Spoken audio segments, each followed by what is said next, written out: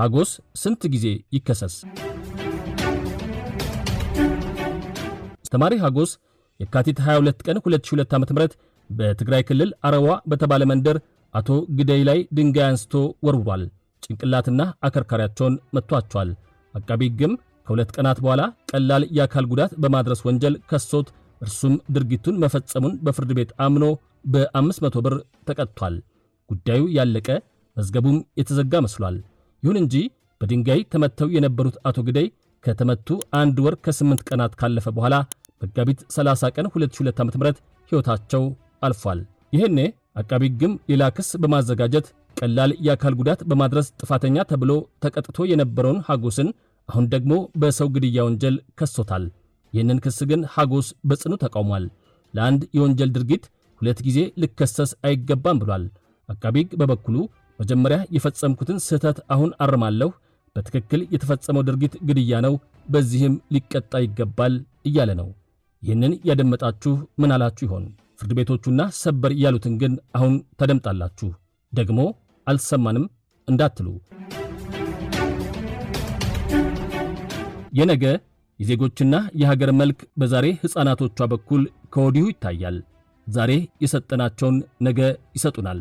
ሰላም ለኢትዮጵያ ሕፃናት በሙሉ። ተከሳሽ ጉዳዩ ለቀረበለት የመጀመሪያ ደረጃ ፍርድ ቤት ለአንድ የወንጀል ድርጊት 2 ጊዜ ቅጣት የለም፣ ሟች ከመታወት በኋላ ድኖ የመስኖ የእርሻ ሥራ ሲሰራ ቆይቷል በማለት 2 የመከላከያ ምስክሮችን አቅርቦ አሰምቷል። ፍርድ ቤቱ ግን ሳይሰማው ቀርቷል። መጀመሪያ በቀላል የአካል ጉዳት ማድረስ 500 ብር ተቀጥቶ የነበረውን ተከሳሽ በድጋሚ በሰው ግድያ ወንጀል ጥፋተኛ በማለት በ10 ዓመት ጽኑ እስራት እንዲቀጣ ወስኗል። ይህንን ውሳኔ በመቃወም ሀጎስ ይግባኝ ቢልም ውሳኔው ሳይለወጥ ቀርቷል። ትክክል ነው ተብሎ ጸንቷል። ጉዳዩ ቀጥሎ የቀረበለት የክልሉ ሰበር ሰሚ ችሎት ግን የተማሪውን ክርክር ተቀብሎ በነጻ አሰናብቶታል። በውሳኔው ያልተስማማው አቃቢ ሕግ አሁን ውሳኔውን ተቃውሞ ለፌዴራል ጠቅላይ ፍርድ ቤት ሰበር ሰሚ ችሎት በሰበር መዝገብ ቁጥር 72304 አቤቱታውን አቅርቧል። ሰበር ግን ምን ወስኖ ይሆን?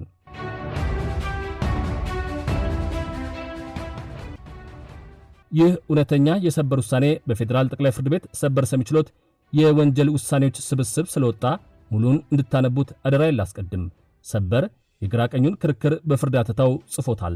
ክርክራቸውንም የፌዴሪ ሕገ መንግሥት በአንድ ወንጀል ድጋሚ ቅጣት ስለመከልከሉ በማለት በአንቀጽ 23 ከደነገገውና ማንኛውም ሰው በወንጀል ሕግና ሥነ ሥርዓት መሠረት ተከሶ የመጨረሻ በሆነ ውሳኔ ጥፋተኛነቱ በተረጋገጠበት ወይም በነጻ በተለቀቀበት ወንጀል እንደገና አይከሰስም ወይም አይቀጣም በማለት ከደነገገበት ድንጋጌ አንጻር መርምሯል። የወንጀል ሕግ ተመሳሳይ ድንጋጌንም ጠቅሷል። በተጨማሪም ኢትዮጵያ የተቀበለችው የዓለም አቀፉ የሲቪልና የፖለቲካ መብቶች ድንጋጌም የአንድ ሀገር መንግሥት ሕግ አስከባሪ አንድ ጊዜ የወንጀል ክስ አቅርቦበትና ተከራክሮ የመጨረሻ ፍርድ በተሰጠበት ድርጊት በሌላ ጊዜ በድጋሚ ለመክሰስና ለማስቀጣት እንደማይችል ይደነግጋል።